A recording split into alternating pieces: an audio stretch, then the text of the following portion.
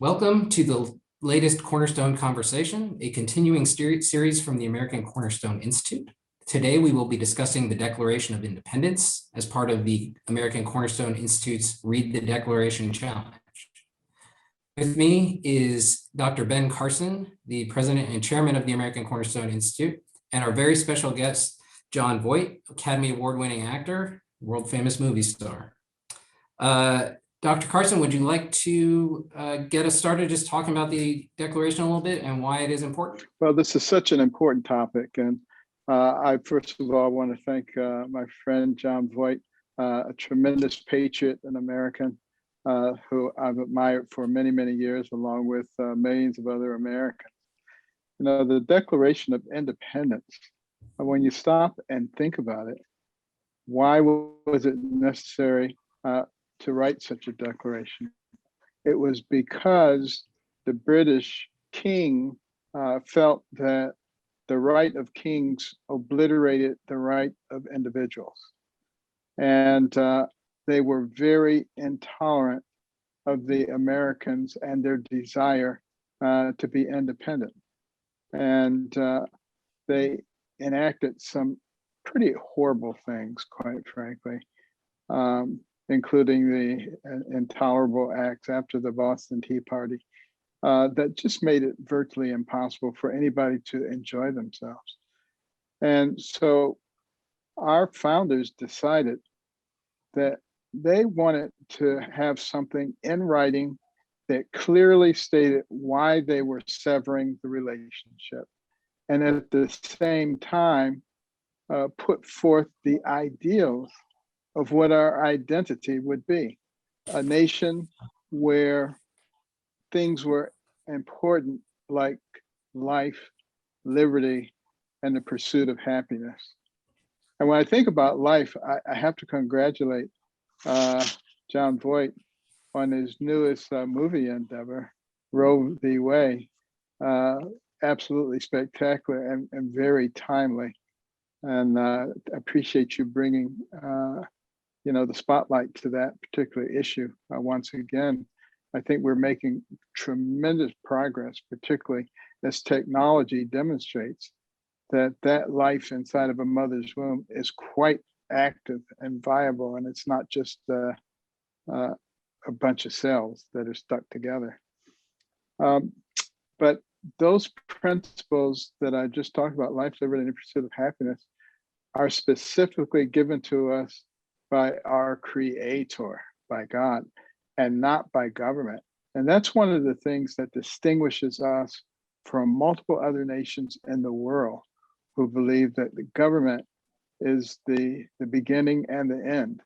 We believe that God is the beginning and the end, and He provides that, and that the government is there only to facilitate life, liberty, and the pursuit of happiness for our people. So it is obviously a very timely topic, something we all need to be familiar with. And with that, I'll turn it back over to you. Thank you. And before we get into the specifics, Mr. Voight, do you have any general thoughts about the Declaration, what it means to you at a high level beyond the fact that it points the way to a hidden treasure underneath the church in Wall Street? Well, thanks very much for including me in this discussion. I'm very honored to be part of this. And when I heard about Cornerstone and I saw the principles of the founding fathers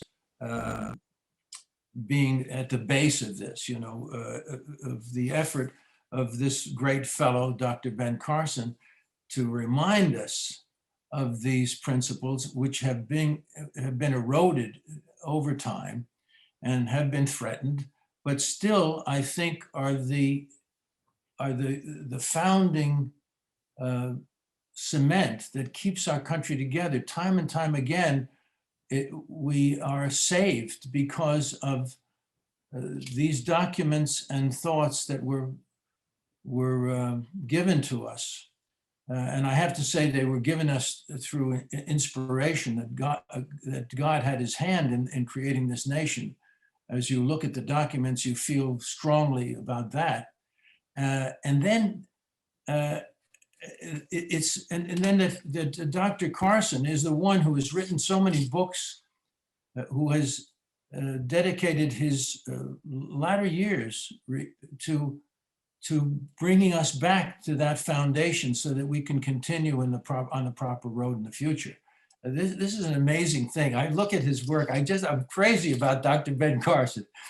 So I will go back to this theme, but I'd like to read that section of the Constitution for everybody, the Declaration rather, for everybody. So we just reminded, and this is so powerful to me.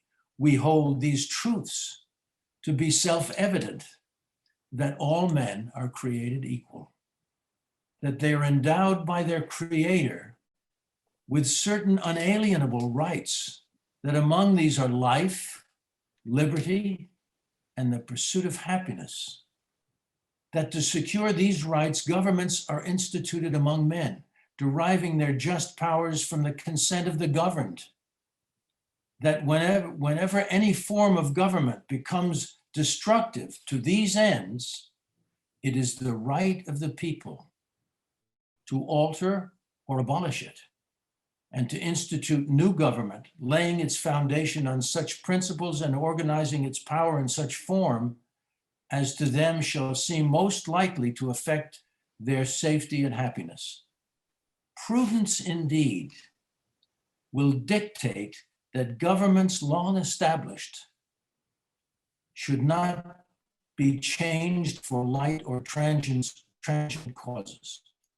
And accordingly, all experience hath shown that mankind are more disposed to suffer while evils are sufferable than to right themselves by abolishing the forms to which they're accustomed. But when a long train of abuses and usurpations, pursuing invariably the same object, evinces a design to reduce them under absolute despotism, it is their right, it is their duty to throw off such government and to provide new guards for their future security.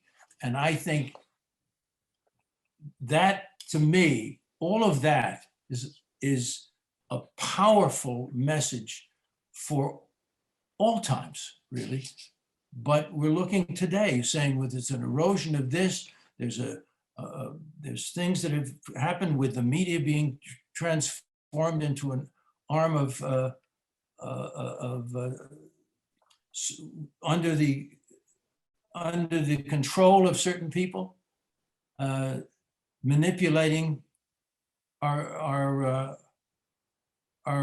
states and our people, and not listening to the people. This is a difficult time right now. So those words have a special resonance to me right now. I wholly agree. And just for our viewers, just take 2 minutes and remind them of what the historical context was while the Declaration was being drafted. It actually was set in motion mostly by the Boston Tea Party. As Dr. Carson, you mentioned during your remarks, it was the Intolerable Acts that kicked off the First and Second Continental Congresses, which were passed in response to the Boston Tea Party. There were 4 Intolerable Acts. One shut the port of Boston, or Boston Harbor. Another revoked this charter of the state of Massachusetts, or the colony of Massachusetts, and put it under direct royal control, and that was problematic. There was the Administration of Justice Act, which required trial of British officers to be conducted in Britain as opposed to in the colonies. So if a British officer committed a crime in the colonies, that would be tried over in Britain. Both the British officer would have to go back to Britain, and the witnesses and everybody else would have to go to Britain, which was problematic. And the Quartering Act, which put British troops in the homes of many of the colonists. And if you look at what those Intolerable Acts did, and then look at, to quote the Declaration as Mr. Voight read it so beautifully, the long train of abuses and usurpations, that list ties directly to what the Intolerable Acts did. The list of abuses and usurpations includes quartering of troops, includes shutting the Boston Harbor. But we didn't jump right to independence. There were a couple of attempts to make peace with the king before independence was declared. First was a petition to the king for peace from the First Continental Congress that was rebuffed. And the second was something called the Olive Branch Petition that was also rebuffed. And that Olive Branch Petition was written just a few months before the Declaration was written and independence was declared. So that's kind of the historical context of how we got there. And then just in an overview standpoint, the Declaration really does three things. It announces a general theory of government, which is what you just read, Mr. Voight, in very eloquent prose. And it then lists the reasons why the king has failed to live up to that standard of government. And then it actually declares independence, that these united colonies are and of right ought to be free and independent states. Very important sentence there. What I always like about it is, and what a lot of people don't realize, is that a lot of the ideas in the Declaration, especially the first part about all men being created equal, come from the Virginia Declaration of Rights, which was actually written by George Mason about a month before the Declaration was written. And it's one of these kind of documents that's very important in the history of the country that people don't have a great understanding of. But having laid all that predicate, Dr. Carson, would you like to start talking about some of your favorite passages, or just generally anything in the Declaration that spoke to you when you reread it as part of this initiative? Well, first of all, I would encourage everybody to read it again. Even if you read it when you were in high school, read it again, because it's sort of like the Bible almost. You get something new out of it every time you look at it. That is very but the thing that really grabs me is the fact that the creators of this document recognized that we were creating a nation where people were the central focus as opposed to government or kings.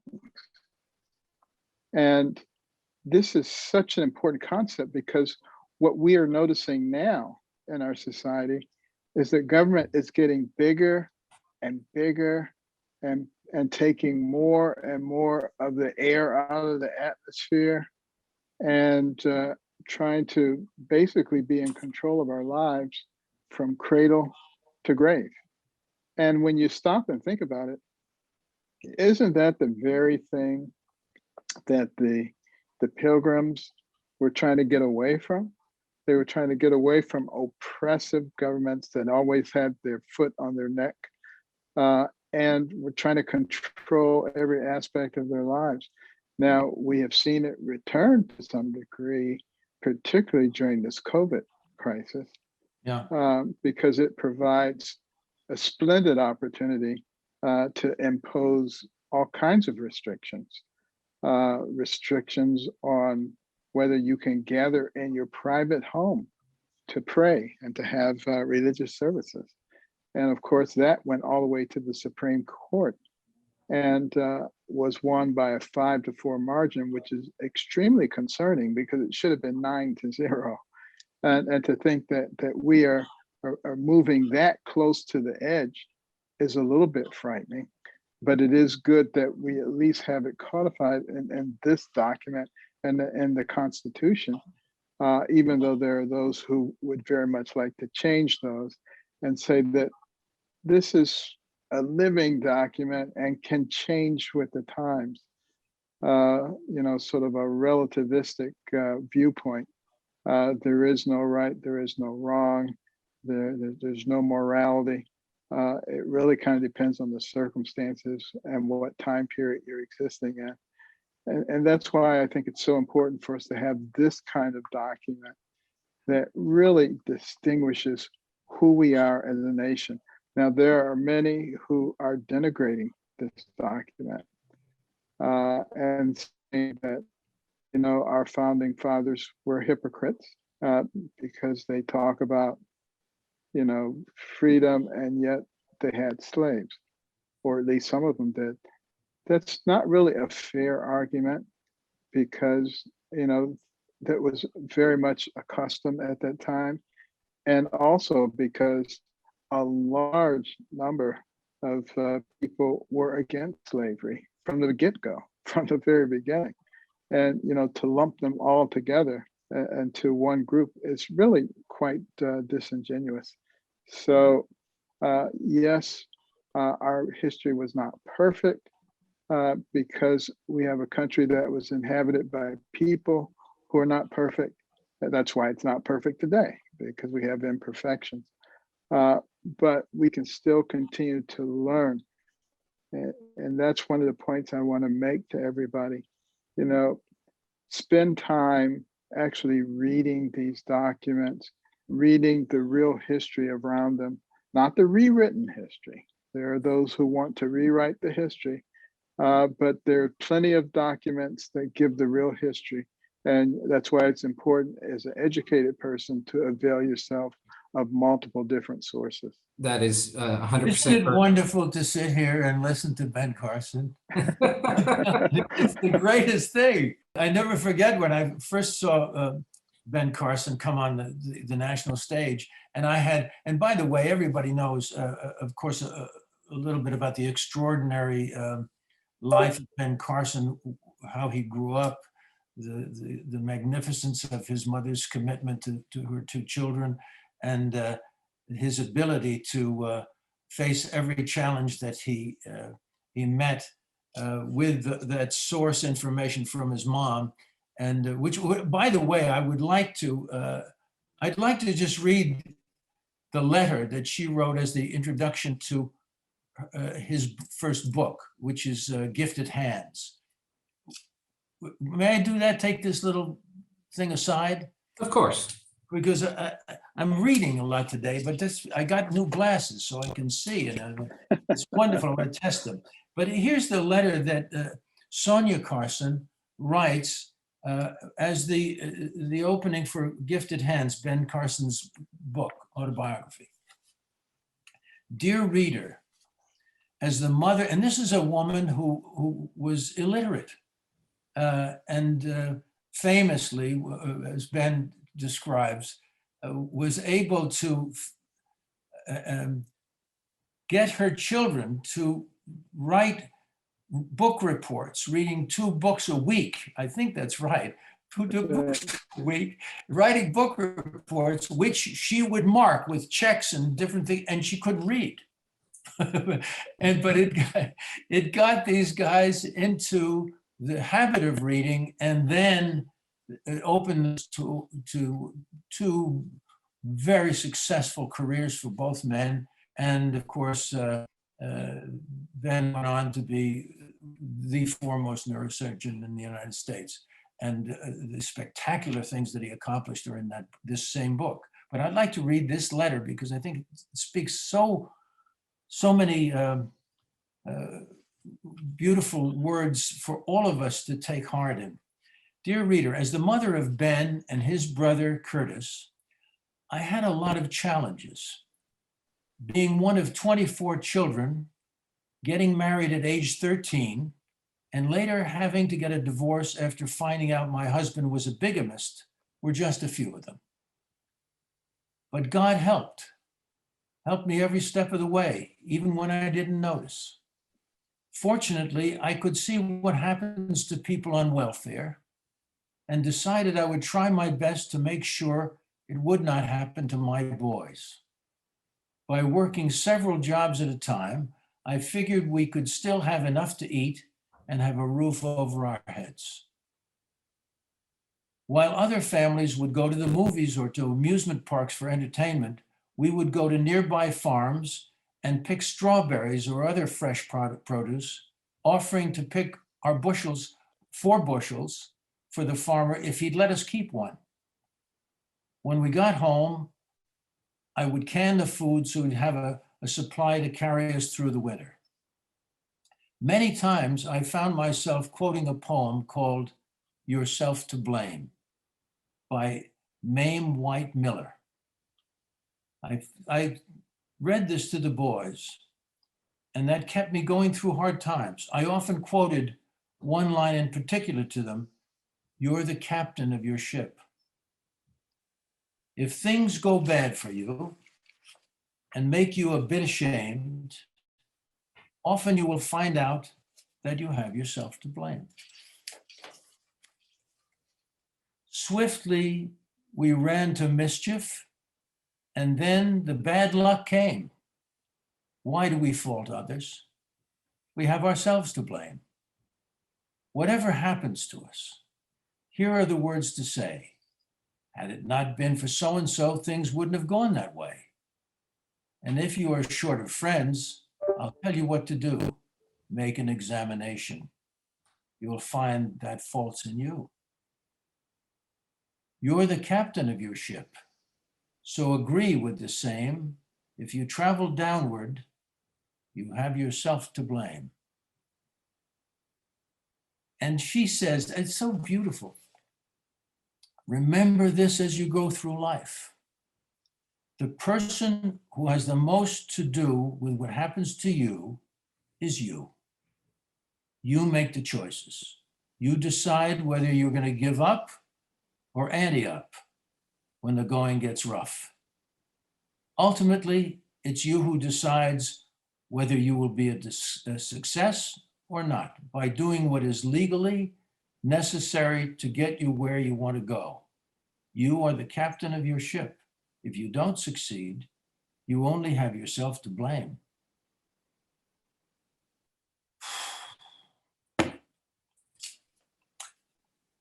Well, I think, and as I look at Ben Carson's life as he, went through challenge after challenge, those words and that instruction from his mother pushed him through to insights and success after success, and created the person that we have today, who is giving us all a compass for our lives and challenges of this time.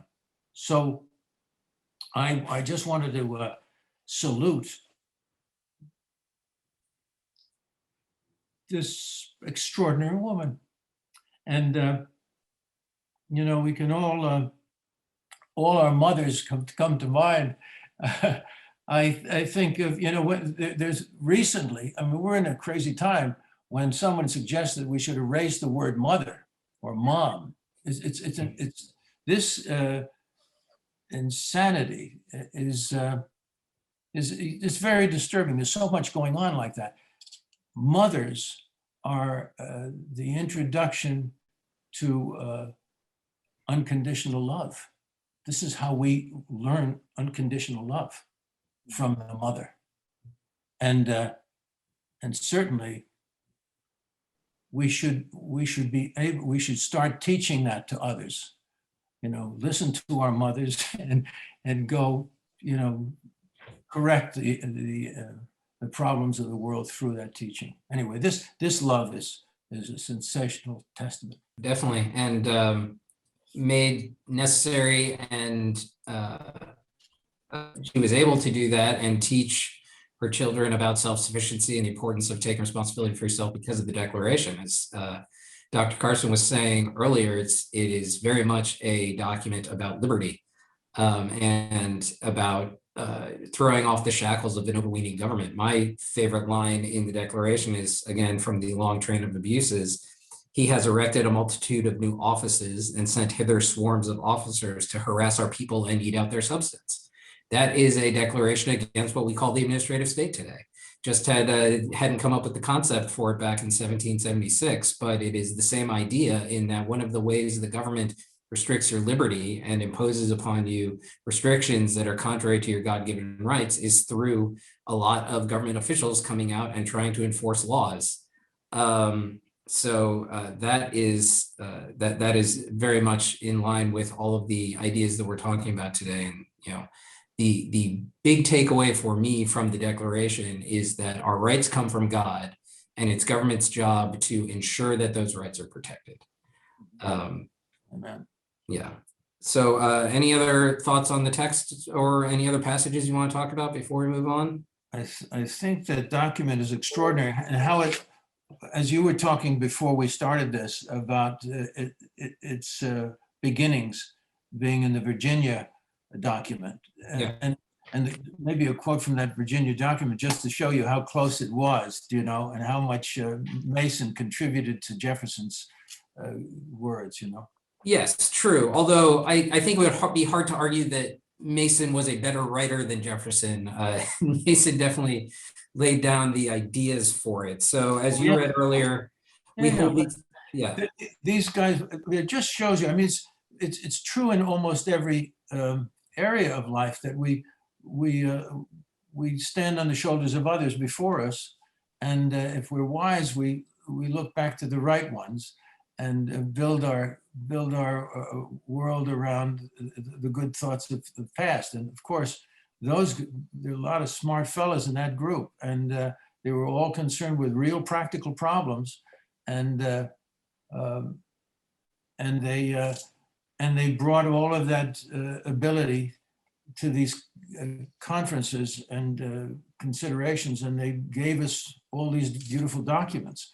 One of the one of the things that I was reading in America the Beautiful, and by the way, and America the Beautiful was Ben's one of Ben's popular books, and it was about the same subject. And this was way back. This was before he became part of this administration, before he entered into politics in a So sincere you're way. getting it. Okay. What's that?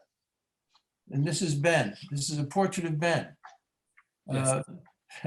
What happened to him? This is Ben sleeping. No, this is Ben. I'm glad they cut you. No, somebody was at the door. The, I was saying that this time of these extraordinary people conferring together and facing these major problems together, they didn't always, get along in this process. And I was so glad to see in the book, and it's a great book. I recommend everything that Ben has written and done for people to review. It's very, very important stuff. But America the Beautiful is a terrific thing because it brings us back to many moments in history that we should be reminded of. And one of them was this this aspect of God in our life, in our nation's history, from the beginning, as we just quoted with the Declaration of Independence. And there was another very extraordinary moment when all of these great people were gathering, and they had succeeded in conquering the British and taking this nation on and creating for the first time this government of the people, and taking the restraints of this tyranny of the kings off for the first time in history. We saw something remarkable take place where the government of the people, by the people, and for the people, as Lincoln said, came to be. And all is based on people contributing their thoughts and gathering information and sharing it with each other, and then being bold enough to say, well, therefore we must do this, and we must do this now. And yet they came together to make a constitution, to make the laws whereby this new form of government was going to begin. And they had a lot of local differences. Each one of them came from different kinds of communities, and they had, very strong differences of opinion. And for several weeks, no headway was made at the Constitution Convention. And Ben had included in his book that a focus on that remarkable event. And that was that Ben Franklin made a speech. Now, Ben Franklin is characterized as being an atheist or a deist or whatever it was, you see, at this time. The fact is, he was not. He was a God-fearing man and a very strong spiritual force in the founding of our country. And he said, and I'm going to read this again, then I'll get off the reading, but and just include this. As part of his speech, he said this to the gathering: in this situation of our assembly, groping, as it were, in the dark to find political truth, and scarce able to distinguish it when presented to us. How has it happened, sir, that we have not hitherto? In other words, you're saying, listen, we're all a mess. We're fighting with each other, having differences, and we're not getting anywhere.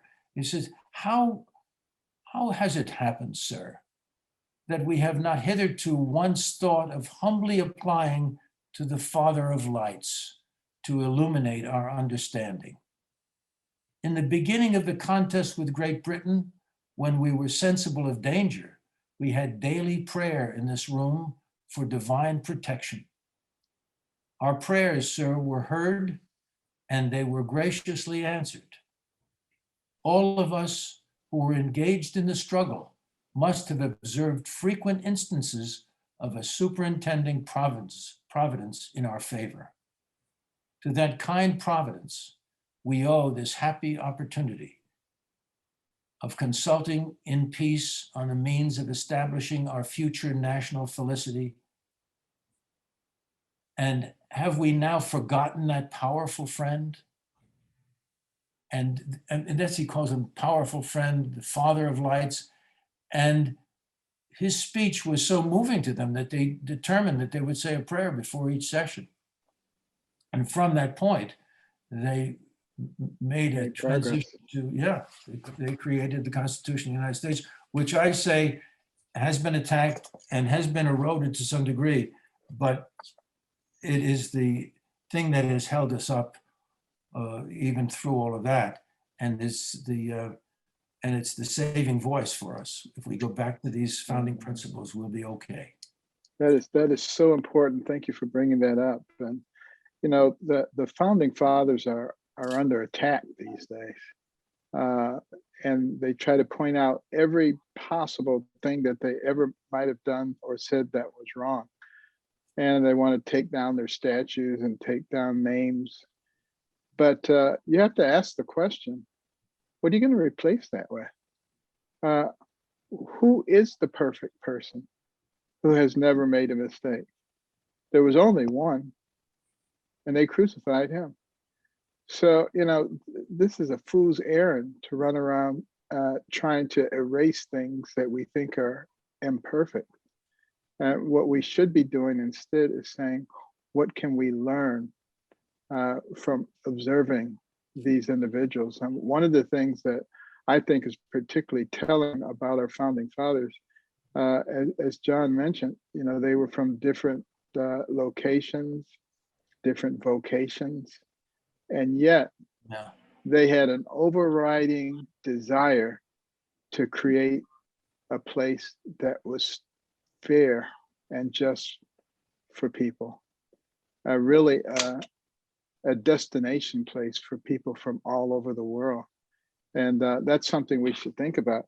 But one of the things I found quite interesting as they were listing the long group of things that they felt were inappropriate that the Crown was doing, they said, for suspending our own legislatures and declaring themselves invested with power to legislate for us in all cases whatsoever. Does that sound a little bit like HR 1? There are actually a number of things that they mentioned that sound very familiar to us today. Yeah, most definitely. Mr. Voight, since you are an institution in Hollywood, I have to ask, do you think that what Dr. Carson observed about the kind of degradation of the founding in the broader culture has something to do with the way that our popular culture interacts with the founding? And I think about popular culture products that are kind of centered around the Declaration. You have the movie 1776 and the play. You have your movie National Treasure, which is a national treasure. And you have an episode of John Adams, and there are a handful of other things, but Hollywood really hasn't embraced the founding and the Declaration in a way that maybe it should. Do you have any thoughts about why that is, or how we can make that better? Those things that you're mentioning are, they're all well done, and and I think that and I think they're very popular because I mean the movies that I made, the National Treasure movies I was part of, have been very popular, and people yearn for a third, and they're making a third too. I don't know whether I'll be part of it, but they're writing the script as we speak, and I think that there's a lot of need for it now, and I myself have several books that I've been looking at to see how we can do exactly what you're saying, put a focus on that time. And I think at this time, as you can see, as Ben and I are speaking, many things are relating to this time. This time we need it perhaps more than ever to be reminded of where we came from. So I'm hopeful that we can get a few of these things done in the future. I'd like to see that accomplished, and I'm working at it. So. Oh, that's good to hear. I can't wait to see what you get out. With the few minutes we have left, I wanted to turn to some of the reader submissions we got in response to Dr. Carson's introductory video for this. The first comes from Chelsea Bishop, and she asks, and I'll start with you, Dr. Carson, do you remember learning about the Declaration of Independence as a child? And if so, how was it explained to you? Yes, I do remember. We actually talked about such things many years ago. We actually talked about the Declaration and the Constitution, and there were civics courses every semester in which we learned more about these. And it was taught as a great document. There's something really good that was helping to make us into the great nation that we were. And there was a lot of patriotism.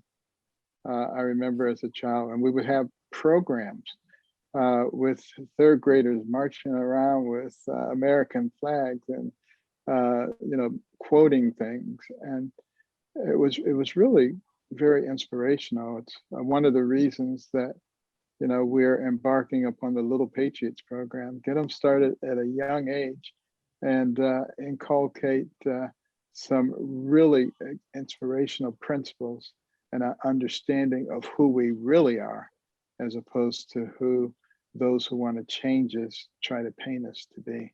Mr. Voight, do you remember your first exposure to the Declaration of Independence? How it was taught to you as a child?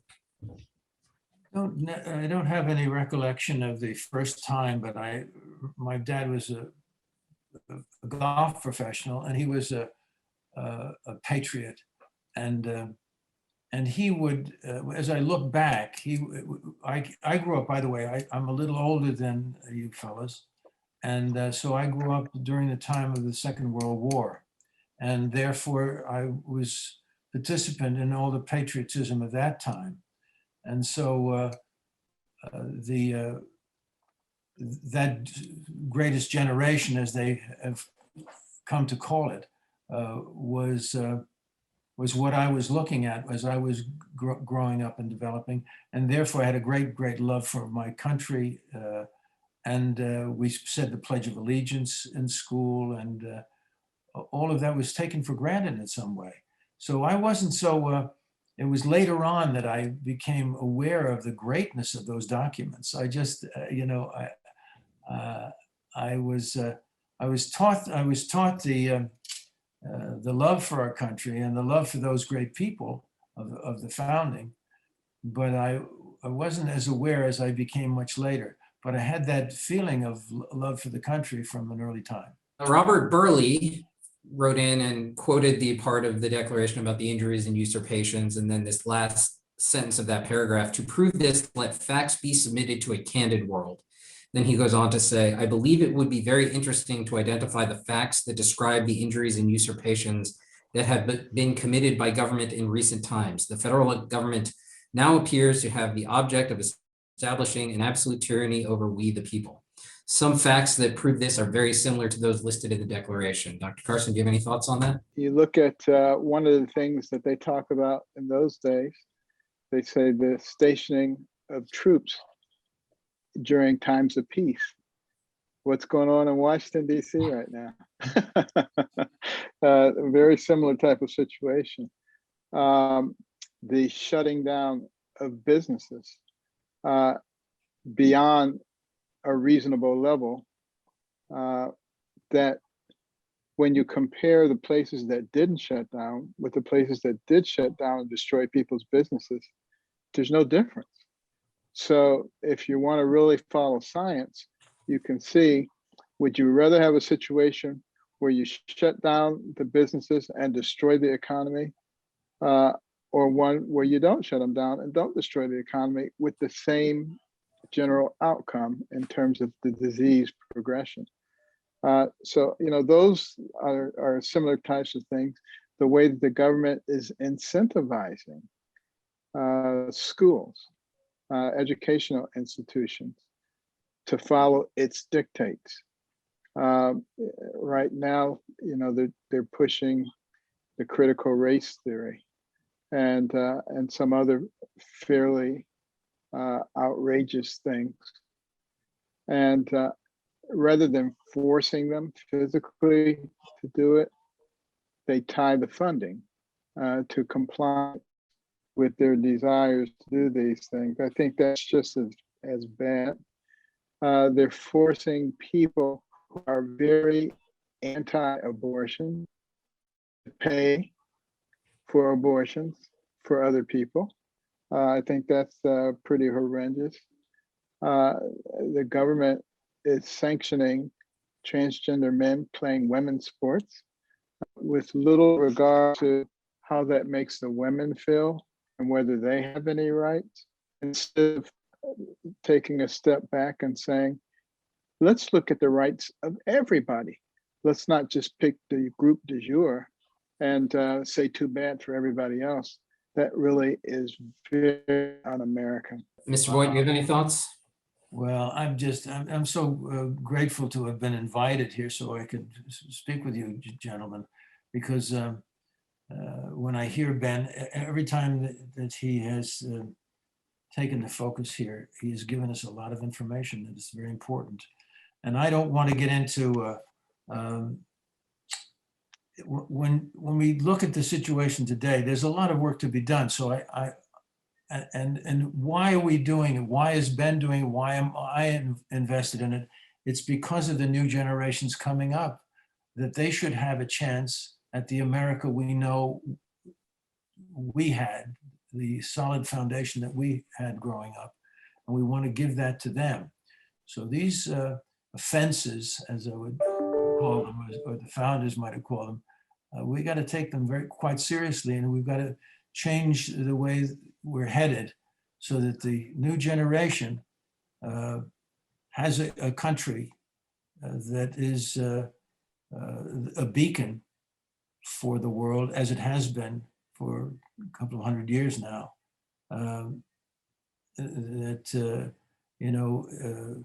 That trusts in God and believes in the people's rights and the pursuit of happiness. So anyway, I'm very grateful to be here to spend any time with Ben's work. This is an important work. So congratulations to you and to Ben and to all the folks that are doing this work. It's an important work. Dr. Carson, do you have any closing thoughts? I would just close by saying, there are a lot of people who are ready to throw in a towel and say, it's been a good run. It's been over 200 years and we've done well. They're the longest established democratic republic. I, on the other hand, say this is just the beginning. I agree. And it's always darkest before the dawn. There is nothing that doesn't go through turmoil. That's the nature of being a human being in society. But what we have to do is we have to know what our principles are. We have to know what our foundations are that made us into a great nation. And we have to be willing to really advocate for those things, to fight for those things, to stand up for them. And one of the worst things that anyone can do is to sit quietly by. that's when evil succeeds, when good men do or say nothing. And that's women also, good men and good women, good people. We need to be willing to stand up for what we believe in and recognize that America is the only thing that stands between peace and radical, improper acquisition of territory by despotic leaders all over the world, which is the way it used to be before the United States became the superpower of the world. And we're the only superpower that has not tried to vanquish and pillage from everyone else. And the world will go back to that if we're not here. So it's not only us, but it's the rest of the world that will benefit from the kinds of principles that are given to us by our Judeo-Christian faith and our belief that we should love one another. That's fantastic. Or as the authors of the Declaration put, they believed both in God and relied on each other, because they said at the very end, with a firm reliance on the protection of divine providence, we mutually pledge to each other our lives, our fortunes, and our sacred honor. And thankfully they did that. And it sounds like Dr. Carson is calling for us to renew that spirit, rely on God, rely on each other, keep working every day. Thank you, Dr. Carson. Thank you, Mr. Voight, for joining us. This has been a Cornerstone Conversation. Thank you, and see you next time.